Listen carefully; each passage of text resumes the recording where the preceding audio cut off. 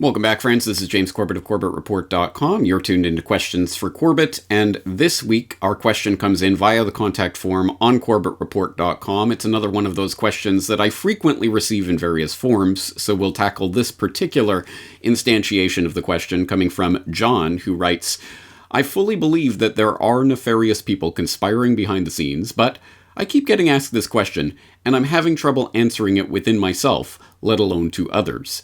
Is it reasonable to believe that there are enough people in power to actually hoodwink basically the whole planet and have the ability to dominate almost the entirety of media to the point where millions of people may be being culled from the planet right now and the whole thing is being hushed up?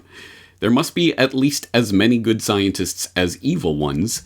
How can it be reasonable?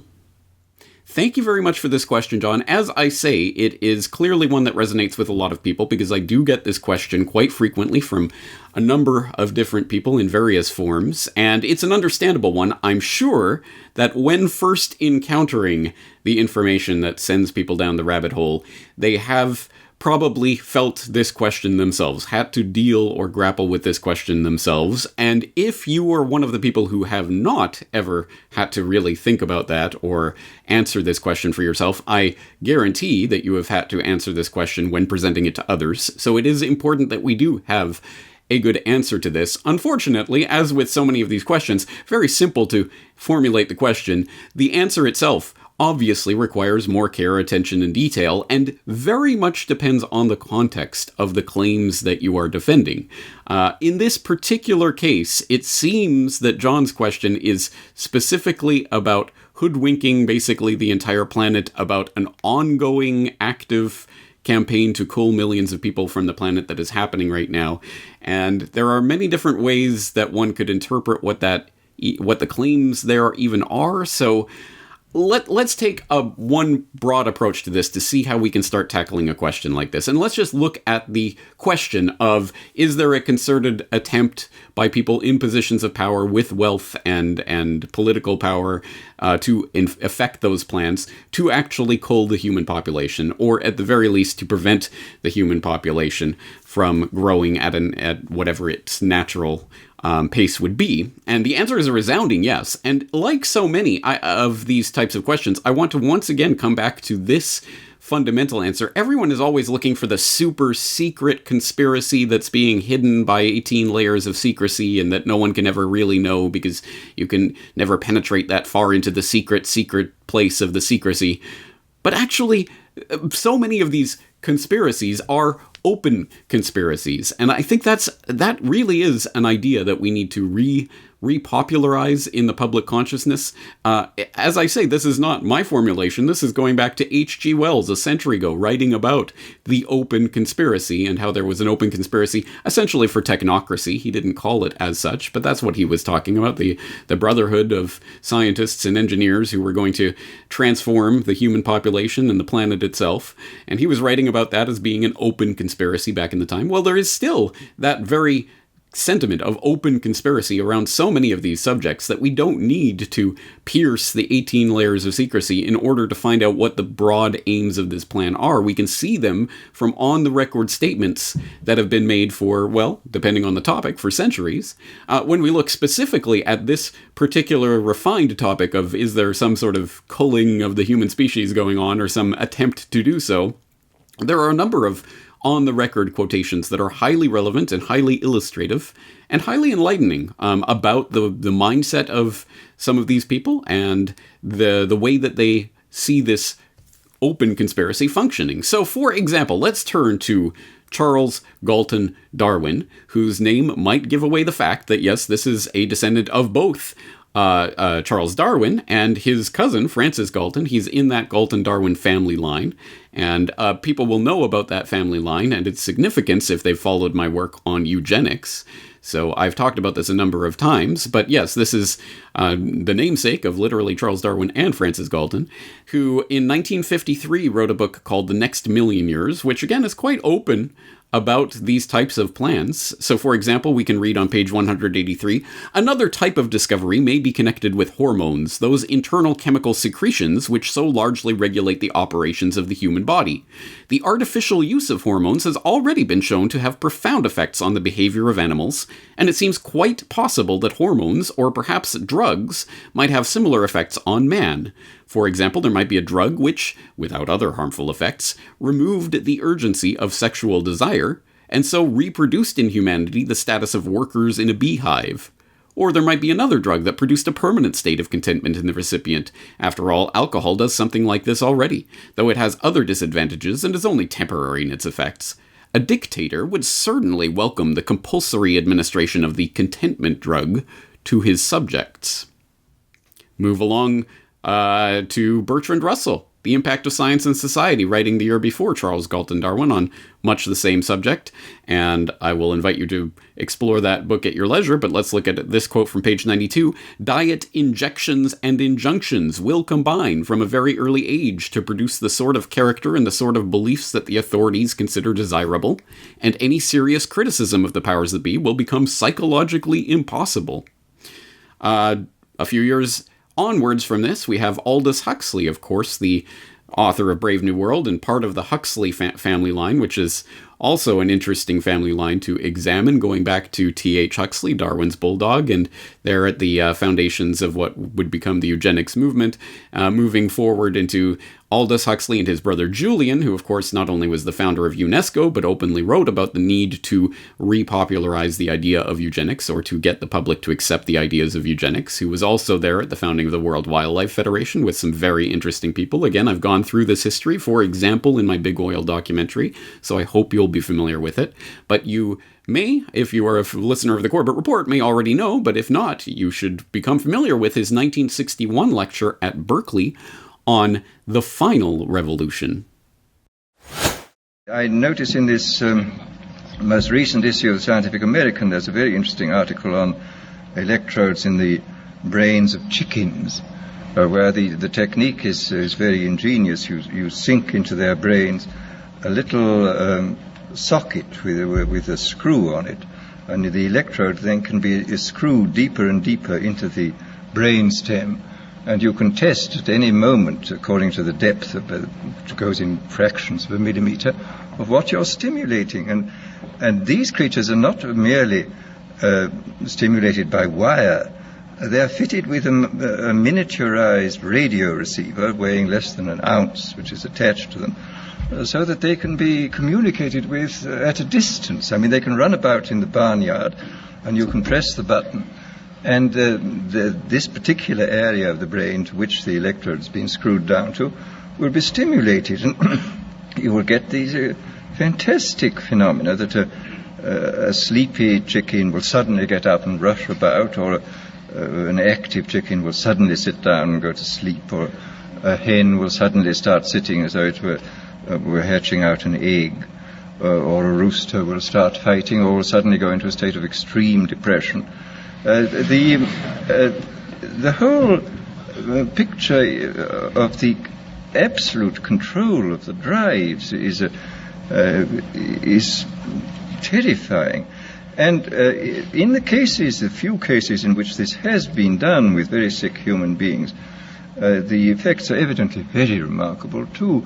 I was talking last summer in England to Gray Walter, who is the most eminent exponent of the electroencephalogram techniques in England, and he was telling me that he's seen hopeless inmates of asylums with these things in their heads, and that these people were suffering from uncontrollable depression, and they'd had the electrodes inserted into something resembling evidently the pleasure center of the rat. Anyhow, when they felt too bad, they just pressed a button on the battery in their pocket, and he said the result was fantastic. The mouth would go down, would suddenly turn up, and they would evidently feel, I don't know for how long at a time, very cheerful and happy. So that here again one sees the most extraordinary revolutionary techniques which are now available to us. Or we could move along to 1977 to a textbook co-authored by Paul Ehrlich, his wife Anne Ehrlich, and their friend John Holdren, who has been around a number of administrations, including a science advisor for the Obama administration, who co-wrote a textbook called Eco-Science, in which they talked about various forms of compulsory sterilization that may be necessary to solve the population crisis, including, quote, adding a sterilant to drinking water or staple foods is a suggestion that seems to horrify people more than most proposals for involuntary fertility control. Indeed, this would pose some very difficult practical, legal, and social questions, to say nothing of the technical problems. No such sterilant exists today, nor does one appear to be under development.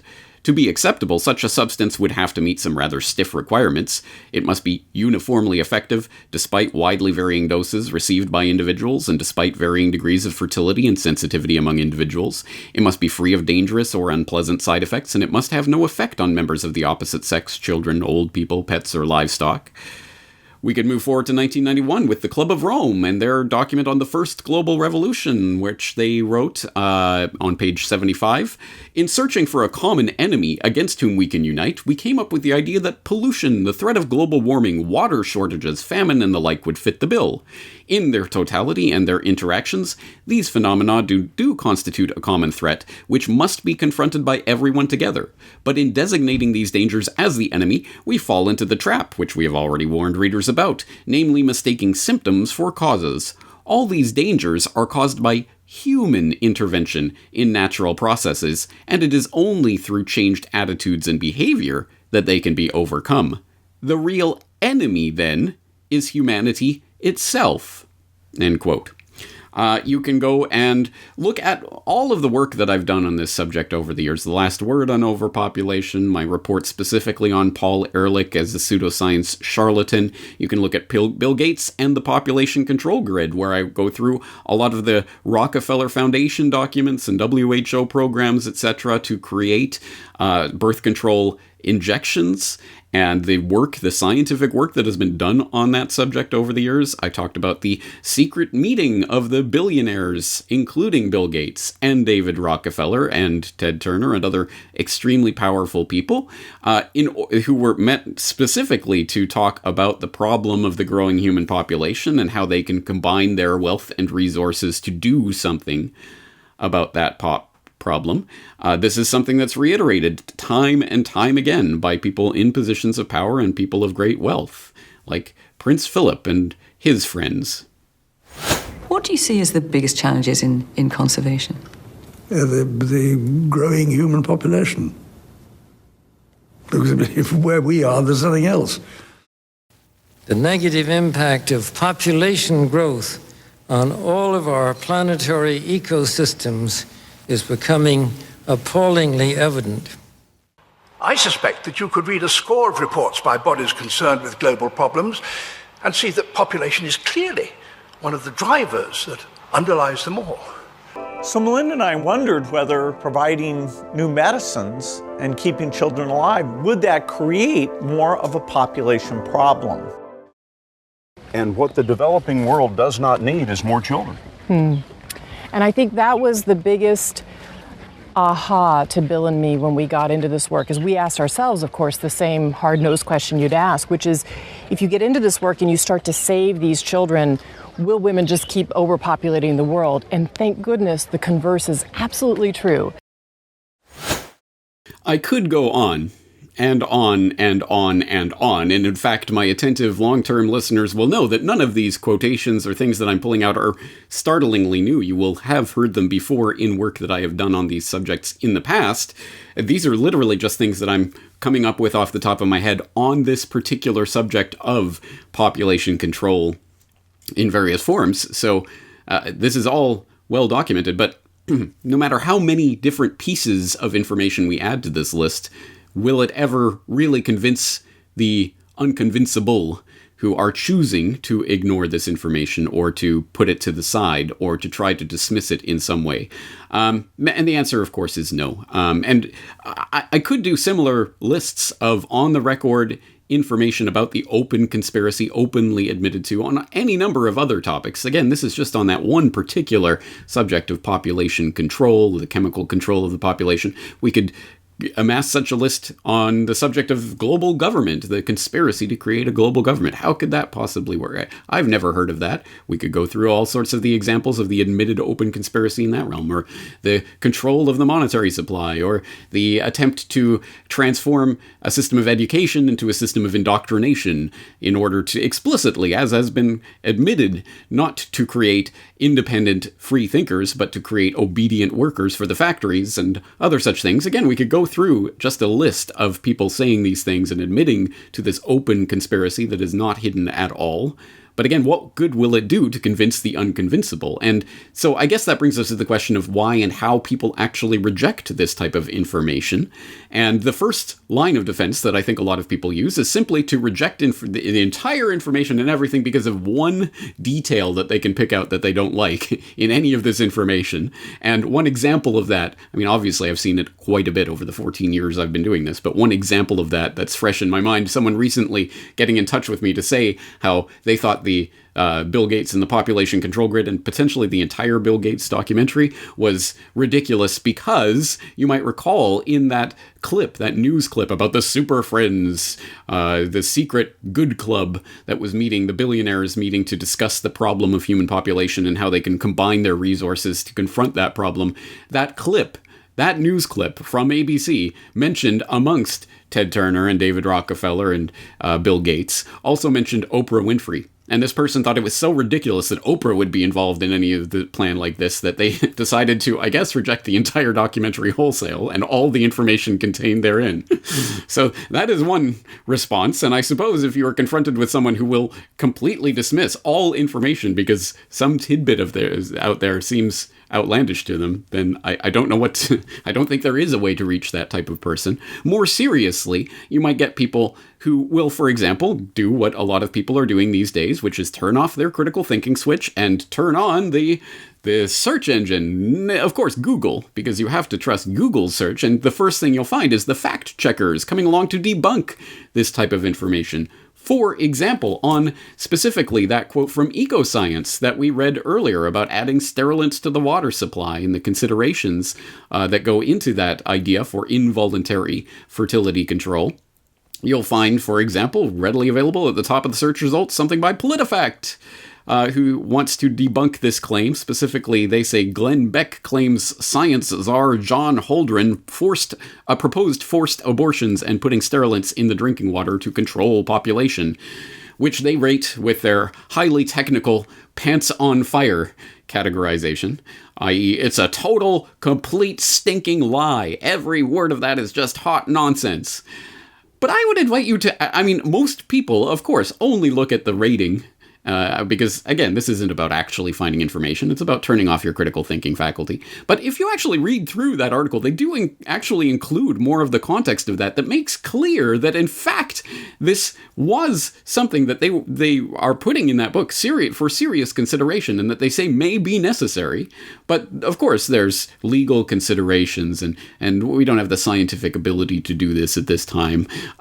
So they try to dismiss the entire thing and the entire claim, even though it is there in black and white. And I, of course, do not engage in that type of out-of-context information. That's why I include the link to the actual text itself, so you can go and read it, including the entirety of Ecoscience, which is on archive.org. What an incredible resource. You can go and read it for yourself for free right now. There is nothing stopping you. And I've linked up the specific page where that adding sterilant to the water supply quotation comes from, but I invite you to read through that entire section on involuntary sterilization, involuntary fertility control, where they say, for example, the third approach to population limitation is that of involuntary fertility control. Several coercive proposals deserve discussion, mainly because some countries may ultimately have to resort to them unless current trends in the birth rates are rapidly reversed by other means. And you can go and read through this, and constantly throughout this section, they're talking about the things that may be necessary, that this is looked at. There may be legal problems with this, but it may be something that we have to do. So please do read these things in context, so that you know when a PolitiFact comes along and says, it's been debunked. We've claimed that's pants on fire, even though we've actually quoted some of the quotes that show that clearly they were at least talking about these as things that are being looked at and proposed, even if the question is, are they advocating for this? Well, that, again, is completely subjective, and all they have to do is, as they did, get a quote from John Holdren saying, I never advocated for that, I was just talking about it. Okay, well then I guess it doesn't exist. But anyway, that's one way that people will try to dismiss these types of things.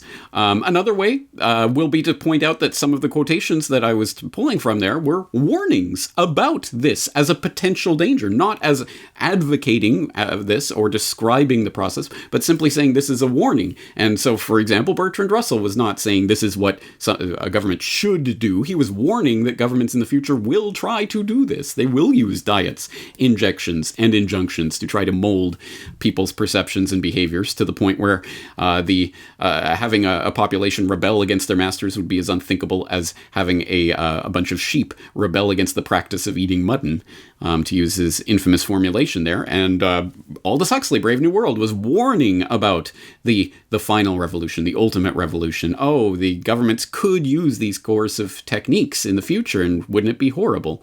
And again, I cannot read into the minds and hearts of men, so I don't know whether Russell or Huxley or others are genuine in their professed horror at such ideas, or whether they're salivating at the prospect of such technologies coming into view. Either way, it doesn't make a difference to the fundamental point that is being made, that these technologies do exist to some extent, are being worked on. The quotations we're talking about were 50, 60, 70 years in the past. So yes, they are decidedly further along in those types of technologies now.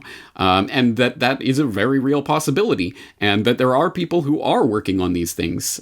For example, if you go and look at the Huxley context in greater quotes in greater context and the interviews that he did, he talked about visiting some of the labs where they were talking about implanting electrodes in the brains of mice in order to influence their behaviors. And as I've pointed out before, Jose Delgado, for example, and again, that research is 50 years old, implanting electrodes in the brains of bulls to stop charging, raging bulls in their mid tracks with a button, remote control. Again, this is 50-year-old technology at this point. Can you imagine how much further this research has progressed? So again, yes, even if these are warnings rather than advocating for this to happen, it is a warning about what is actually being worked on and things that really can happen. Charles Galton Darwin, on the other hand, seems to, again, be salivating, licking his chops at the prospect of being able to chemically master the human species as the point of the next million years is to say it usually takes 1 million years for a species to evolve into something different, but now with our modern technologies we can do it in the course of 100 years. So again, some people are actively advocating for it, some aren't, but at any rate it still adds up to the point that there is this type of research being done. These technologies are coming online, and they are going to drastically and significantly alter the calculus for the human population and governance of the human species going forward. Now, another way that people will attempt to dismiss this is to take the weakest or silliest framing of the argument and then dismiss that, the old straw man, attacking the straw man. And examples of that are endless. But in this particular sphere, for example, we all know that ridiculous, stupid, underpants on his head, raving lunatic, conspiracy loony, Alex Jones. Oh, they're making the frickin' frogs gay. Oh, it's a meme. It's so stupid. It's ridiculous. It's such a stupid, ridiculous meme. Oh, but actually, okay, yeah, no, making the frickin' frogs gay is not exactly the most articulate way to put it, but how about making the frogs hermaphroditic due to endocrine-disrupting chemicals that are in the water supply that are changing fish populations and frogs and oh yeah, by the way, humans. A genuine, true, real environmental crisis that is playing out right now. But do you hear about this environmental crisis. No, it is all about that horrible, life-giving carbon dioxide that you are breathing out on a daily basis. That becomes the basis for all and the only basis for environmental activism in our day and age. The Gretas of the world can get their international platforms to talk to billions of people and lecture them about their horrible human activities. How dare you use energy? Don't you know you're killing Mother Earth? Whereas the genuine, real environmental problems like the endocrine disrupting chemicals that are polluting our environment and changing us as a species right now, I mean, yeah, here's all the research, and I've done videos on this if you want to see them. Here's all the research going through this and talking about this problem, but it's making the frickin' frogs gay is a funny thing to say, so let's all just laugh at it and dismiss it that way. So again, it's taking the straw man and toppling that as if that actually solves anything. And another way to confront this problem, or to not confront the problem, really, to dismiss all of this information, is sort of an out-of-sight, out-of-mind approach. Oh, well, you're talking about this as if it's a problem, but I don't hear about it on the daily news. They're not talking about these types of things, so I guess it doesn't matter that much, right? Well, let's take a look, for example, at the question of what the endocrine disrupting chemicals that are polluting our environment right now, what are they doing? What are the possible effects? Well, here's one undeniable, uncontroversial scientific fact. Sperm rates amongst Western men have been plummeting for half a century now. There have been severe, drastic declines in fertility, at least amongst Western men in the past half century or so. It's a well-known phenomenon. It's been talked about as a crisis by many scientists. It's even been featured in documentaries on your television. Some synthetic chemicals can disrupt or block the functioning of testosterone in the body, permanently damaging the sexual development of male children. This disruption of the human body's own system may be the greatest unintended consequence of the 20th century's chemical revolution.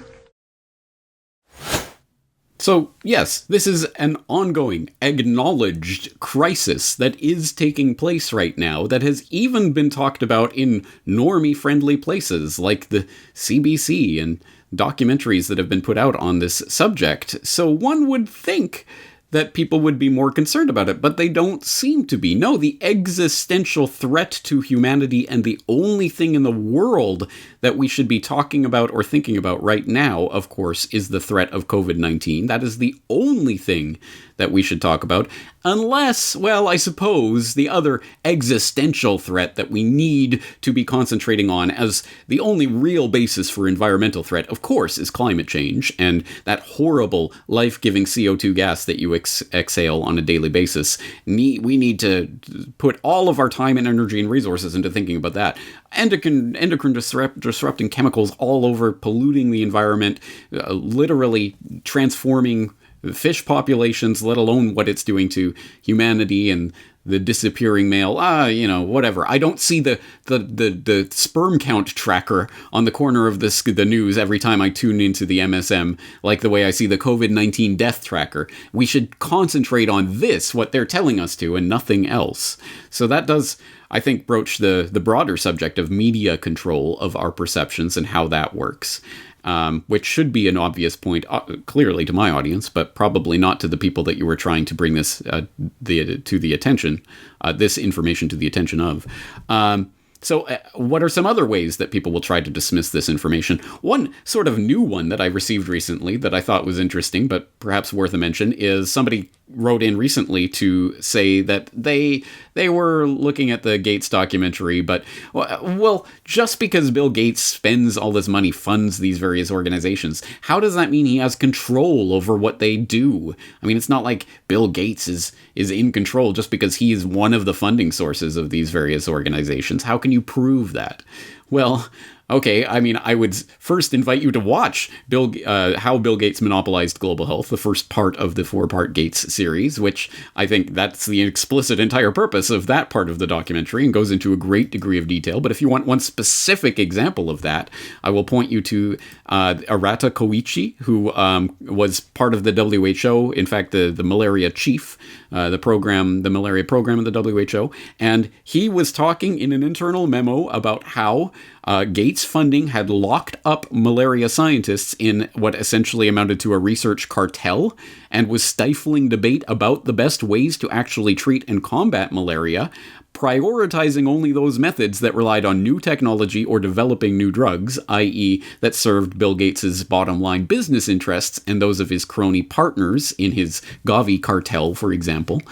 So that's, again, it's open and on the record. And he talked about how Gates' money, again, please follow the link from that documentary, as I always provide the link for the context of that quotation, where it comes from a 2008 New York Times article where they talk about this internal memo at length and talk about how Gates is creating an alternate WHO by setting up various bodies, like the Health Metrics, the Institute for Health Metrics and Evaluation, which received a $105 million grant from the Gates Foundation to essentially take over certain things that the WHO ostensibly does, but Gates wanted it done in a different way. So he essentially founded a different organization to do that with $105 million. But how does $105 million mean that he controls what all these people are doing? I mean, again, I don't know how to respond to that other than to say I don't know what your argument is and how that funding is not relevant. Another way that people will attempt to dismiss this information, I'm sure we've all heard some variant of this in the past, but someone would have talked. How could there be a big coordinated agenda like this without someone talking? Well, as I've been attempting to demonstrate, so much of this is an open conspiracy. Look at the Great Reset and the Fourth Industrial Revolution and these things that would sound crazy if you were saying, no, secretly they want to use this Great Reset as a way to rewrite the social contract and force us into a new society where we're going to be brain chipped and controlled in every aspect of what we do. That would sound crazy until you actually show people, oh, this is actually Klaus Schwab writing about this in his book, or at least having it ghostwritten for him in this book. And look, you can read these quotes. At which point it immediately becomes in the mind of that person who is unconvincible. Well, of course. I mean, yeah, of course. That's exactly how it's supposed to be, which is such an interesting psychological maneuver that people play with on themselves, essentially. Well, that's conspiracy. That's ridiculous. That's conspiracy. Oh, really? Here's them saying it. Oh, well, of course. How else would it work? But another example of that was someone would have talked. I mean, that was the entire premise of my 9/11 whistleblower series. Someone would have talked about something happening. Well, there are many people who have tried to talk about their specific personal understanding of various aspects of the 9/11 operations and what was happening, and they've been silenced, suppressed, ignored, covered up, shut up in various ways, fired and undermined at every opportunity. So look at the 9/11 whistleblower series for more on that. Or think of the NSA case. It still strikes me as humorous because, again, I've been doing this since 2007. And at that time when I started, I was trying to talk about things like stellar wind and the fact, yes, the NSA is listening to all your communications. You are being spied upon, and all of these communications are being stored. And that was outlandish conspiracy theory to the average normie at that time. Fast forward in our current context in 2021, that's just, of course, they're collecting all this data. And of course, I mean, it's not like an NSA agent is sitting there reading every one of your emails. Well, no, that's not whatever fantasy comic book version of this you came up with in your mind. That, again, that's the straw man. No, but all of this information is being collected, stored, and algorithmically analyzed. And of course, persons of interest can be instantly flagged and have all of their correspondence available at a moment's notice. And everyone knows this now. That isn't conspiracy theory anymore. It's just conspiracy fact. So it's not really interesting or relevant to those people. But I would, again, it's funny from my perspective, talking about this before it was a commonly acknowledged fact and being called a conspiracy theorist for talking about it, despite the fact there were many, many people who were talking about this long before Edward Snowden came along and became the one and only NSA whistleblower that the public has ever heard of. There was J. Kirk Weeb and William Binney, and there was Mark Klein and Thomas Drake and Russ Tice, and all of these people talking about this in great detail with very specific information that they were in a personal position to know about beforehand with documented evidence, etc. But, whatever. They weren't covered breathlessly by the media. So, again, people just have never heard of them and don't care about their stories. And it was a ridiculous conspiracy theory to even acknowledge the existence of these NSA whistleblowers until Edward Snowden came along, which is an interesting sign in and of itself, isn't it? Again, it was not secret. It was all out in the open for anyone who was willing to actually listen to what these people were saying and to look at their evidence. But so few people were because they weren't being told to look at that evidence.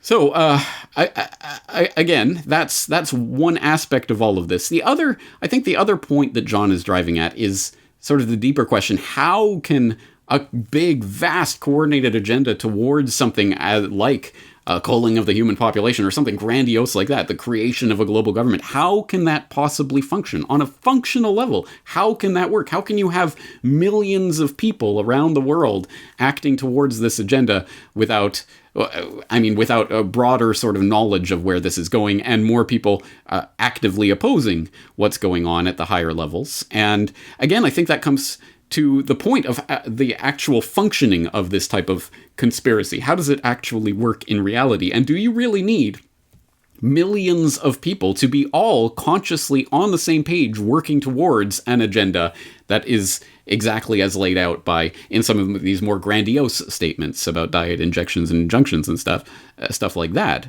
Or can it work on a more piecemeal fashion? And this is an exceptionally important point, and one that I've talked about many times, but I think was best articulated, and I first heard articulated, by G. Edward Griffin, specifically pointing to the work of Carroll Quigley, the Quigley Formula, as he called it. In fact, going back to really Cecil Rhodes and the Round Table and ideas that have been around before that. Cecil Rhodes, as viewers of the World War I conspiracy will know, basing his ideas on the Jesuits, Jesuit order, and how they function, and things like this. So this is very, very, very, very old ideas, nothing new here, about how to actually create an organization in which only a few people are really on the inner core of the clique that is working towards an agenda, but you can have many, many people working with that inner clique on that agenda without them even being aware that that agenda exists. How can that happen?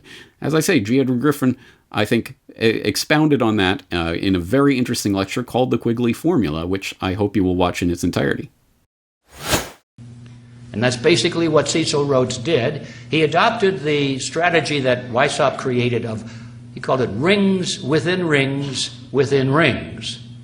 That means that the center of the secret society would be run by one individual with perhaps a little brain trust around him of 2 or 3 people. They would be the absolute rulers of this whole structure. Then they would create around them a ring, as they called it, a larger organization, which they would dominate. They would control it absolutely from the center. But the other members who were recruited into this larger organization would not be allowed to know that there was an inner control and direction. They were brought in for a lesser view of the whole purpose. And that was the outer ring, and that might be 20, 30, 50 people, maybe 100 people. And then outside of that, there would be a larger ring, another organization created with hundreds of people, perhaps thousands of people. And they would not be allowed to know, or would they even suspect, that there was an inner ring controlling the larger outer ring. And this is what Weishaupt called rings within rings within rings. Cecil Rhodes thought that was a dandy idea, and so he adopted it as the structure for his secret society.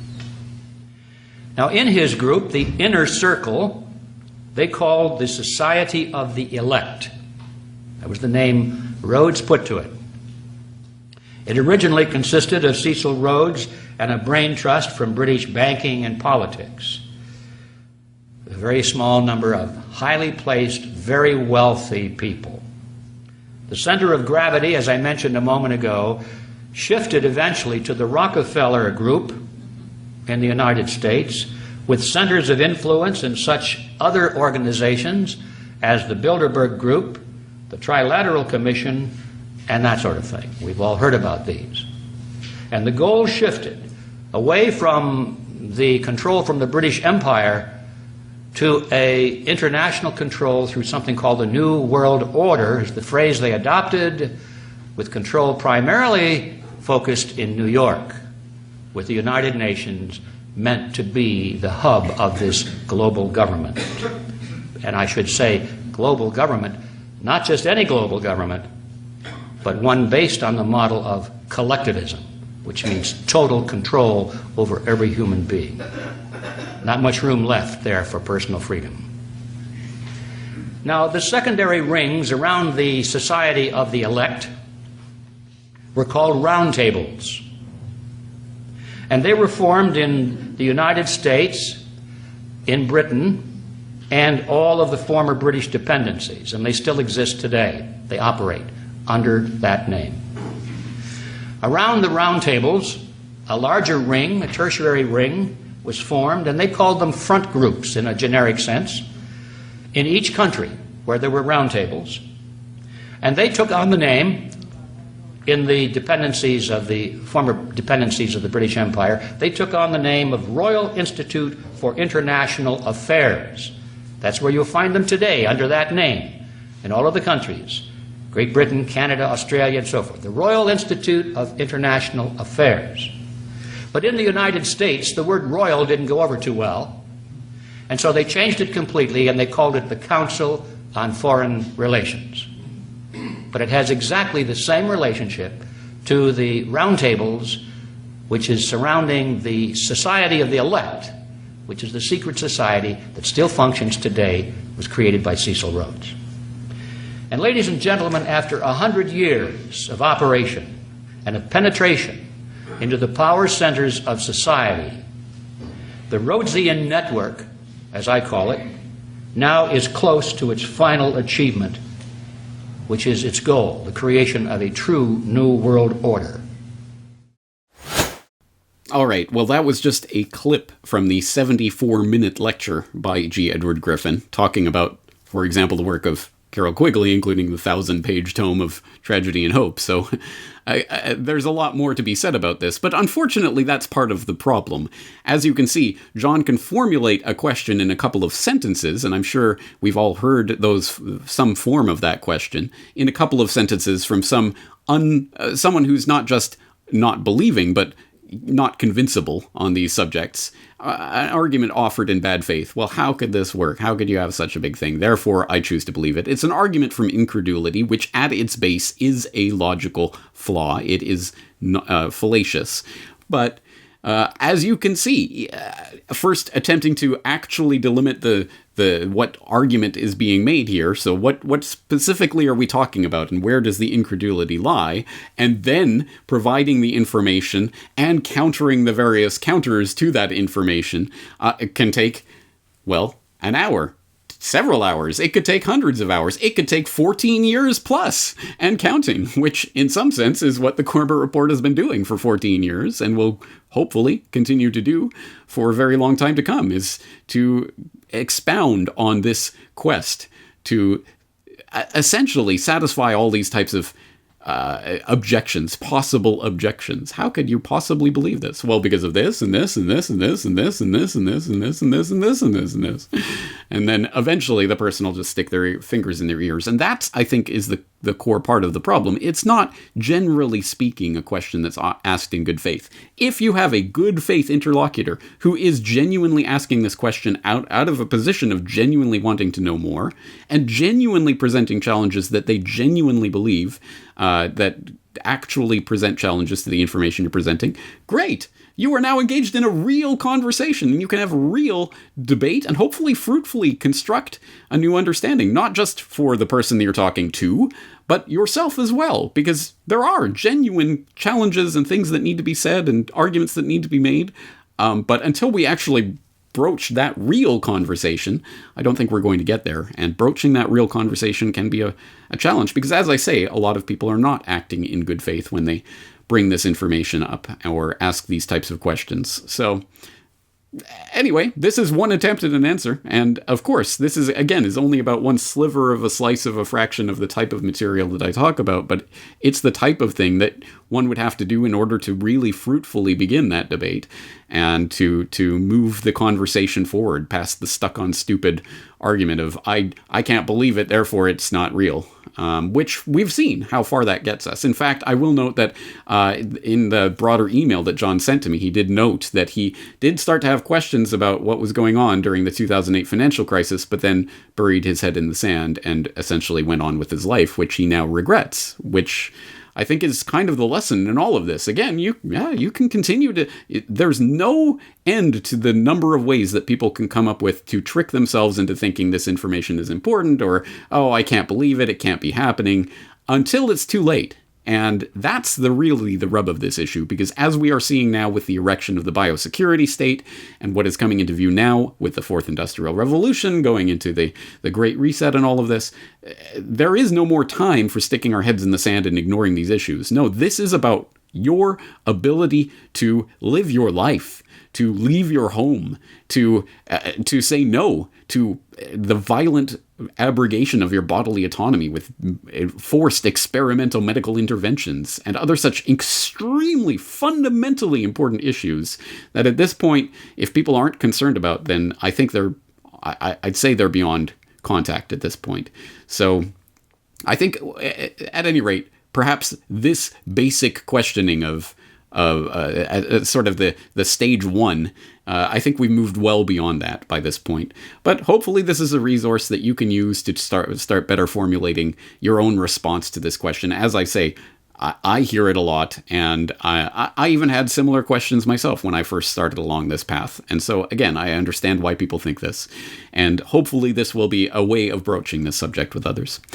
On that note, that's going to do it for this week's edition of Questions for Corbett, but I will be back with you soon, talking about all sorts of different issues at CorbettReport.com.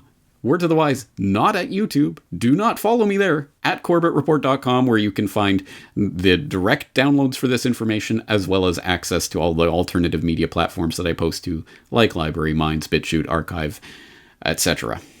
That's going to do it for this week. Looking forward to talking to you again very soon.